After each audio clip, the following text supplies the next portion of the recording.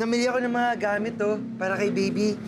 May konting pera na rin dyan para kahit papaano makatulong ako.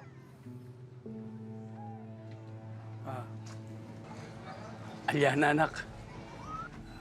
Parehas yun namang anak ni Michael, yung bata eh. Baka tanggapin mo na. Hoy! Ano yan naman ginagawa niyo dito? Aling Luz, gusto ko lang po sana makita yung anak ko. Wow! Anak? Hoy, wala ka ng anak. Simula naman sa pinili mo magpakabakla. Grabe naman ho kayo magsalita, Aling Luz. Nagmamagandang loob lang po si Michael. Hoy, ikaw tumahimik ka ha. Kasalanan mo to eh. Inagawa mo na magiging tatay yung apo ko. Ha? Kaya pues, magsama kayo hanggang impyerno! Hayaan mo na sila, hayaan mo na sila. Luz, sobra ka naman magsalita. Kung turingin mo naman ang anak ko, parang hindi tao eh.